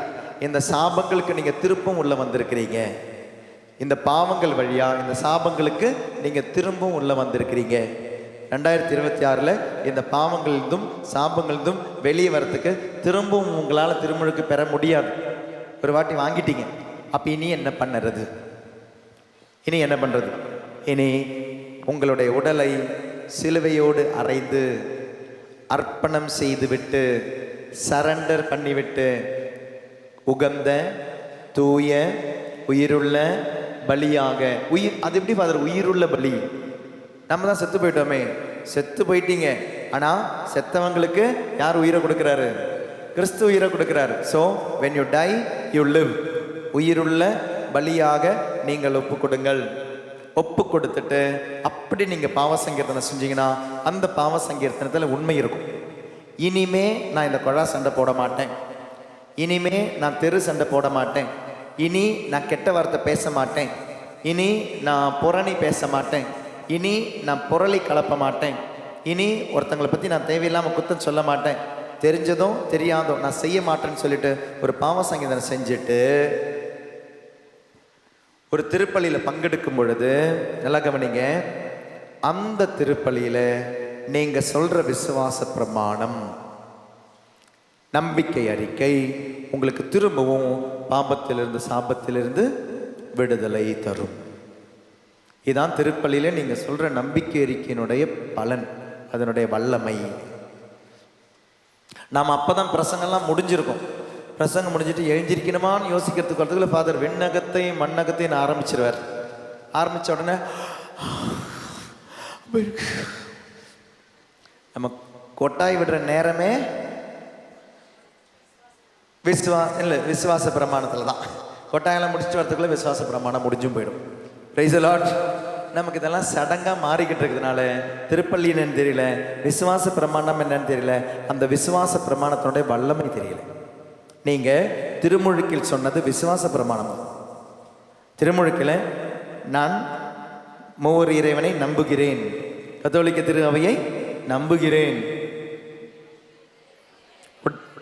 பாவ மன்னிப்பை, புனிதர்களின் ஒன்றிப்பை, உடலின் உயிர்ப்பை, நிலைவாழ்வை, இந்த நம்பிக்கை அறிக்கை தான் நீங்க திருமுழுக்கில் சொன்னீங்க. திருமுழுக்கில் உங்களுக்காக சொல்லப்பட்டது. அப்போ திருமுழுக்கினுடைய அந்த ஆசீர்வாதத்தை உங்களுக்கு புதுப்பிக்கலாம். அந்த புதுப்பிக்கிற இடம் தான் திருப்பலியில் விசுவாச பிரமாணம். அந்த விசுவாச பிரமாணம் உங்களுக்கு பாவத்திலிருந்தும் சாபத்திலிருந்தும் விடுதலை தரும். ஆனால் அதை செய்யறதுக்கு முன்னால நீங்க நம்பிக்கையோட போய் பாவ சங்கீதனை செஞ்சுட்டு வரணும். பாவ சங்கீதனை செய்யாம, உடலை சாகடிக்காம, பலியா ஒப்பு கொடுக்காம ஆராதனை நடக்காது. அதனால உங்களுடைய உடம்பை ட்ரெயின் பண்ணுங்க. இனி இந்த உடம்பை எப்படி ட்ரெயின் பண்ணணும்? நான் ஒரு வாட்டி ஒரு நாயை பார்த்தேன். அந்த நாயை பார்த்த பொழுது அந்த நாயை வளர்க்குற அந்த தம்பி சொன்னா, ஃபாதர் அது சிட்டுனா சிட்டும், ஸ்டாண்டுனா ஸ்டாண்டும், ஜம்புனா ஜம்பும், என்ன செய்கிறோம் அது அந்த நாய் செய்யும். நாயை கூட ட்ரெயின் பண்ணலான்னா, நாய் கூட சொல்றது கேட்குமா? ஆனால் நான் தான் கேட்க மாட்டேன். கேட்கறதுக்கு பைபிள் சொல்லுது ட்ரெயின் பண்றதுனுடைய வழி. பைபிள் எடுப்போமா? கலாத்தியருக்கு எழுதிய திருமுகம், இதெல்லாம் பாருங்க, பவுலினுடைய புத்தகம் தான் எடுக்கிறேன். உங்களுக்கு இந்த டாக் புரிஞ்சுதுன்னா நீங்கள் அப்புறம் பவுலை கொண்டு போய் வாசிச்சு பாருங்க, ரொம்ப அழகாக புரியுங்க. சாவுனா என்ன, உயிர்ப்புனா என்ன, வாழ்வுனா என்னன்னு எல்லாம் புரியும். இப்போ சொன்ன விஷயம், நான் உடலுக்கு சாவுகிறேன், ஆன்மாவில் வாழ்கிறேன். ஆன்மாவில் உடலை சாவுகிறேன் என்றால் கிறிஸ்துவனுடைய சிலுவையில் சேர்த்து நான் சாகடிக்கும் போது நான் ஆன்மாவில் வாழ்கிறேன். அப்போ நான் யார் சொல்கிறத மட்டும் கேட்குறேன்? என்னுடைய மனசு ஆன்மா சொல்கிறத மட்டும் கேட்குறேன். இதுதான் கிறிஸ்துவ வாழ்வு, இதுதான் தூய ஆவியானவரில் உள்ள வாழ்வு. அப்படி உங்களுடைய மனசை நீங்கள் ட்ரெயின் பண்ண கலாத்தியர் 5ஆம் அதிகாரம் 16 வாசிக்கிறேன், கேளுங்க. 16 எனவே நான் சொல்கிறேன், தூய ஆவியின் தூண்டுதலுக்கு ஏற்ப வாழுங்கள். புரியுதுங்களா? ஆண்டவருடைய குரலை ஆன்மாவில் கேட்டு வாழுங்கள், அப்போது ஊனியல்பின் இச்சைகளை நிறைவேற்ற மாட்டீர்கள். புரியுதா? ஊனியல்பின் இச்சை தூயாவிக்கு முரணானது, உலகாவி தூயாவிக்கு முரணானது. தூய ஆவியின் விருப்பம் ஊனியல்புக்கு முரணானது. இவை ஒன்றுக்கொன்று எதிராய் உள்ளதால் நீங்கள் செய்ய விரும்புவதை உங்களால் செய்ய முடிவதில்லை. அப்போ செய்ய முடியலன்னா யாரை சாகடிக்கணும்? உடலை சாகடிக்கணும். உடலை எப்படி சாகடிப்பீங்க? சிலுவையில சேர்த்து அரைஞ்சிடணும். நீங்கள் தூய ஆவியால் வழிநடத்தப்பட்டால் திருச்சட்டத்திற்குட்பட்டவர்களாய் இருக்க மாட்டீர்கள். ஊனியல்பின் செயல்கள் யாவருக்கும் தெளிவாய் தெரியும். அவை பரத்தமை, கெட்ட நடத்தை, காமவெறி, சிலை வழிபாடு, பில்லி சூனியம், பகைமை, சண்டை சச்சரவு, பொறாமை, சீற்றம், கட்சி மனப்பான்மை, பிரிவினை, பிளவு, அழுக்காறு, குடிவெறி, களியாட்டம் முதலியவையாகும். இத்தகையவற்றில் ஈடுபடுவோர் இறையாட்சியை உரிமை பெறாக அடைவதில்லை என்று நான் ஏற்கனவே சொன்னேன். அதையே இப்போது மீண்டும் சொல்கிறேன். ஆனால் தூயாவின் கனியோ அன்பு, மகிழ்ச்சி, அமைதி, பொறுமை, பரிவு, நன்னயம், நம்பிக்கை, கனிவு, தன்னடக்கம் என்பவையாகும். இவை உள்ள இடத்தில் திருச்சட்டத்திற்கு இடமில்லை. கிறிஸ்து இயேசுவுக்கு உரியவர்கள் தங்கள் ஊனியல்பை அதன் இழிவுணர்ச்சிகளோடும் இச்சைகளோடும் சேர்த்து சிலுவையில் எங்கே அறைந்து விட்டார்கள்? அப்போ உங்களுடைய உடம்பை எங்கே சாகடிக்கணும்? சிலுவையில் சாகடிக்கணும். தூய ஆவியின் துணையால் நாம் வாழ்கிறோம். எனவே அந்த ஆவி காட்டும் நெறியிலேயே நடக்க முயலுவோம். வீண் பெருமையை தேடாமலும், ஒருவருக்கொருவர் எரிச்சல் ஊட்டாமலும், ஒருவருக்கொருவர் பொறாமைப்படாமலும் இருப்போமாக. Price the Lord. Hallelujah, hallelujah, ஹல்லேலூயா. அப்போ இப்படி உங்களுடைய உடம்பை நீங்கள் ட்ரெயின் பண்ணுங்க. அது ஃபாஸ்டிங் எடுத்தா இருக்கலாம், கண்ணை மூடியா இருக்கலாம், சில விஷயங்களை பார்க்காம இருக்கலாம், சில விஷயங்களை பேசாமல் இருக்கலாம். உங்களுடைய உடம்பை ட்ரெயின் பண்ணுங்க. இப்படி நீங்கள் ட்ரெயின் செய்யாத சுயநலம் தேடும் உடலின் ஜெபத்தின் ஆன்மீகம், திரும்ப நான் சொல்கிறேன், 0. ட்ரெயின் பண்ணாத உடலின் ஆன்மீகம் 0. குடியை விட முடியல, சிகரெட்டை விட முடியல, விபச்சாரத்தை விட முடியல, பொய் பேசுறதை விட முடியல, பொறாமப்படுறதை விட முடியல, போட்டி பொறாமையை விட முடியல, கோபத்தை விட முடியல, வெறுப்பை விட முடியல, சுயநலங்களை விட முடியல, பிறர் நலத்தை பற்றி யோசிக்க முடியல, பொது நலத்தை பற்றி யோசிக்க முடியல. இப்படி உடலை சாகடிக்காத ஜெபமும் ஆன்மீகமும் 0 தான். அது ஒரு கிறிஸ்தவ ஜெபம் கிடையாது. நம்மளுடைய ஒரு ரீல்ஸ் நீங்கள் பார்த்துருப்பீங்க. சரி, அந்த டாக்கை ஃபுல்லாக பார்க்கலாம், அது புரியாது. அது ரீல்ஸில் வந்து ரொம்ப சிம்பிளாக இருந்துச்சு. கிறிஸ்தவ ஜெபம் என்பது பிறருக்காக ஜெபிக்கும் ஜெபம். கிறிஸ்தவ ஜெபம் என்பது பிறருக்காக ஜெபிக்கும் ஜெபம். உடலை கொன்று நீ பிறருக்காக ஜெபிக்கும் ஜெபம் தான் கிறிஸ்தவ ஜெபம். அதனுடைய புரிதல் இப்போது உங்களுக்கு புரிஞ்சுக்கோங்க. சரி, உடலில் ஊனியல்பில் உலகத்தின் ஆவியில் நீங்கள் மனதை இயக்கினால் உங்களால் ஜெபிக்க முடியாது. நீங்கள் அப்படி ஜெபிக்கிற ஜெபம், சரி, நீங்கள் டெய்லியும் கோயிலுக்கு போகிறவங்களா இருக்கலாம், நீங்கள் டெய்லியும் பைபிள் வாசிக்கிறவங்களா இருக்கலாம், நீங்கள் டெய்லியும் ரோசரி சொல்கிறவங்களா இருக்கலாம். இதெல்லாமே நீங்கள் உங்களுக்காகவும் உங்களுடைய திருப்திக்காகவும் உங்களுடைய ஒரு இமோஷனுக்காகவும் செய்கிறீங்களே ஒழிய இது பொது நலனுக்காகவும் ஆண்டவர் சொல்லி செய்வதல்ல. உங்களுடைய இமோஷனுக்காக ஒரு இமோஷனஸ் இது போகுது. அதனால் ஒரு ஒழுக்கம் உங்களுடைய இந்த தியான மையத்துக்கு வந்து 12 மாதமும் நைட்ரஜனில் வந்தவங்க இருக்கீங்க. 12 மாதம் இல்லாமல் போன வாட்டி ஜெபமாலை வாங்கின ஒரு 4 பேரை நான் பார்த்தேன். 12 மாதமும் வராமல் அவங்க நினைச்சாங்க எனக்கு தெரியாது அப்படின்னு. அவங்க வராத மாதங்கள் எனக்கு தெரியும். ரெகுலராக பார்க்குறவங்களே எப்போதை பார்க்கல நமக்கு தெரியும் இல்லையா? அதனால தான் நான் அவங்க லைனில் நிற்கும் போதே சொன்னேன், வாங்காதீங்க. ஒரு ஜெபமாலைக்கு நீங்கள் உத்திரிக்கை ஸ்தலத்தில் போய் கொடுக்க வேண்டியது வரும். Praise the Lord. அல்லேலூயா, அல்லேலூயா. அப்போ ஒழுக்கம் பாருங்களேன். தியான மையத்திற்கு வந்தும் நைட்ரஜலுக்கு வந்தும் உங்களுடைய பங்குக்கு போயும் டெய்லி திருப்பலிக்கு போயும் டெய்லி பைபிள் வாசித்தோம் டெய்லி ஜெபமாலை சொல்லியும் உங்களுக்கு ஒரு கிறிஸ்தவ ஒழுக்கம் வரவில்லை என்றால், இந்த உடலை கட்டுப்படுத்த முடியவில்லை என்றால், உலகத்தின் ஆவியை கட்டுப்படுத்த முடியவில்லை என்றால், கண்களையும் நாக்கையும் கட்டுப்படுத்த முடியவில்லை என்றால் அது ஜெபம் அல்ல, அது ஒழுக்கம் அல்ல. அந்த ஜெபம் அந்த ஆன்மீகம் இஸ் ஜீரோ. அந்த ஜெபமும் அந்த ஆன்மீகமும் ஜீரோ தான். Price the lord. அப்போ இந்த 2026 ஒரு முடிவெடுங்க. தயவு செய்து ஒரு முடிவெடுங்க. நல்ல ஒரு கிறிஸ்தவ வாழ்க்கை. அந்த வாழ்க்கை என்பது ஒரு மனித வாழ்க்கை. கடவுளுடைய பிள்ளை எப்படி வாழணுன்ற வாழ்கிற வாழ்க்கை. அந்த வாழ்க்கையை தான் பவுல் அவருடைய இத்தனை திருமுகங்களில் சொல்கிறார். அந்த திருமுகங்களுடைய ஒரு சம்மரி தான் இப்போ நான் உங்களுக்கு சொன்னேன். உங்களுக்கு ஆன்மா, அதில் ஆண்டவருடைய குரலை கேட்டு வாழுங்கள். இதன்படி உங்களுடைய மனதை நீங்கள் செயல்படுத்துங்கள். உடலையோ உலகத்தின் ஆவியையோ ஊனியல்பையோ நீங்கள் வைத்து மனதை செயல்படுத்தினால் ஆன்மா கெட்டு போகும், ஆன்மா அழிஞ்சு போகும். அப்போ மன மாற்றம் என்பது, மெட்டனோயா என்பது ஆண்டவரிடம் திரும்புவது. Completely changing your heart to the lord is மெட்டனோயா. ஆண்டவர் பக்கம் முழுமையாக திரும்புவது, அதுதான் ஆன்மீகம். ஆன்மாவில் ஆண்டவரை குரலை கேட்டு இந்த மனசு செயல்படுவது தான் ஆன்மீகம். உடல் இதில் கொஞ்சம் இங்கேயும் கொஞ்சம் இங்கேயும் கேட்டிங்கன்னா அது ஆன்மீகம் கிடையாது. அப்போ அதுதான் பாவம். உங்களுக்கு திரும்பவும் சாபம் வருது. அதுக்கு உங்களுக்கு ஹெல்ப் பண்ணுறது தான் பாவ சங்கீர்த்தனமும் திருப்பலியும், திருப்பலியில் நீங்கள் சொல்கிற விசுவாச பிரமாணமும். Every time you are being cleansed.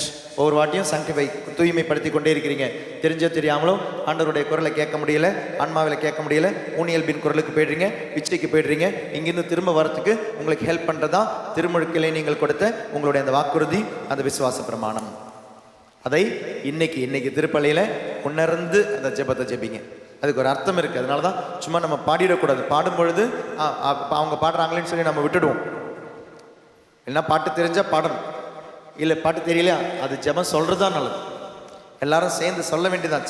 திருப்பலியில் ஜெபங்கள் சொல்லப்பட வேண்டியது, எல்லாரும் சேர்ந்து சொல்ல வேண்டியது. சண்டே ஆகும்போது அதனுடைய ஒரு ஆடம்பரத்துக்காக நம்ம பாடுறோம். பாடும்பொழுது அவங்க பாடிக்கிட்டோன்னு சொல்லி நின்றுடக்கூடாது, சேர்ந்து பாடணும். இல்லைனா ஜெபம் சொல்லணும். அந்த விசுவாச பிரமாணம் சொல்லப்பட வேண்டியது, எல்லாருமே ஜெபிக்க வேண்டியது விசுவாச பிரமாணம். அது உங்களுக்கு இந்த பாவத்திலிருந்தும் சாபத்திலிருந்தும் விடுதலை தரும். சத்தமா ஹல்லேலூயா, ஹல்லேலூயா. அதனால் ஒரு இமோஷனில் இருக்கிற ஆன்மீகவாதியாக இருக்கா. அது ஆன்மீகவாதி கிடையாதுங்க. இமோஷனில் இருக்கிற ஒரு என்ன சொல்கிறது, ஆன்மீகவாதின்னு சொல்ல முடியாது. ஒரு நபராக இல்லாமல் உண்மையான ஆன்மீகத்தில் இருக்கும் ஆன்மீகவாதியாக மாறுவோம். மதவாதியாக இல்லாமல், இமோஷனில் இருக்கிற மதவாதியாக இல்லாமல் ஆன்மீகத்தில் இருக்கிற ஆன்மீகவாதியாக மாறுவோம். அதற்கு உடலை சாகடிப்போம், உடலை கிறிஸ்துவனுடைய உடலோடு இணைத்து சாகடிப்போம். அது திருமுழுக்கில் நடந்துச்சு. இனி அன்றாடம் நடந்து கொண்டே இருக்க வேண்டும். அன்றாடம் ஒவ்வொரு நொடிப்பொழுதிலும் நடக்கும். அதனால் உடம்பை சாகடிங்க, உடம்பை சாகடிங்க, உடம்பை சாகடிங்க. நாக்கில் பேசணும்னு தோன்றது, உடம்புக்கு தேவையானதெல்லாம் கொடுக்காதீங்க, கண்ணுக்கு தேவையானதெல்லாம் கொடுக்காதீங்க, காதுக்கு தேவையானதெல்லாம் கொடுக்காதீங்க. காட்டுக்கு தேவையானதெல்லாம் கொடுக்காதீங்க. மொபைலோட சேர்ந்து அந்த வாட்ஸ்அப்பு இல்லை அதில் இருக்கிற ஆப்ஸு, அந்த அப்ளிகேஷன்ஸு, அந்த மொபைலில் இருக்கிற கேம்ஸு, இப்படி உடம்புக்கு தேவையானதெல்லாம் கொடுக்காதீங்க. உடம்பை திருப்திப்படுத்தாதீங்க. அப்புறம் நீங்கள் போகிற மாதம் எல்லாமே வேஸ்ட்டு தான். நீங்கள் போகிற திருப்பலி, நீங்கள் போய் நீங்கள் வாங்குகிற நற்கரணை, நீங்கள் ஜெபிக்கிற ஜெபம் எல்லாமே வேஸ்ட்டாக இருக்கு. ஏன்னா உடம்பு அவ்வளோ மூழ்கி கிடக்குது. You have soaked yourself in the world and the worldly so much. ஊற வச்சிருக்கிறோம் உடம்பை. அப்புறம் நீங்கள் ஒரு மாதத்துக்கு போகும்பொழுது எப்படி உங்களால் அந்த திருப்பலியில் ஒழுங்காக முழுசாட்ட முடியும்? அந்த திருப்பலி எப்படி உங்களுக்கு முழுசாக ஒப்பு கொடுக்க முடியும்?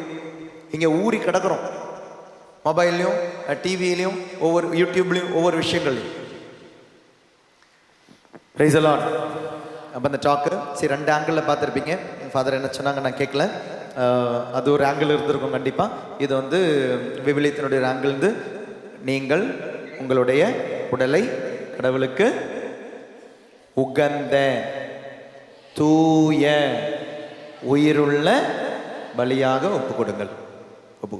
இந்த 3 விஷயத்தை மறந்துடுறேன். உகந்ததாக இருக்கணும், தூயதாக இருக்கணும். அப்போது இந்த டாக்கில் நான் 2 ஆங்கிள் சொன்னேன். ஒன்று அப்படி வாழ்கிறவங்களுடைய ஆங்கிளையும் சொன்னேன். அப்படி வாழ்கிற நிறைய பேர் இருக்கிறாங்க. உண்மையாகவே இந்த ஆண்டவருக்கு கொடுத்து செத்து மற்றவங்களுக்காக வாழ்கிறவங்க இருக்கிறாங்க.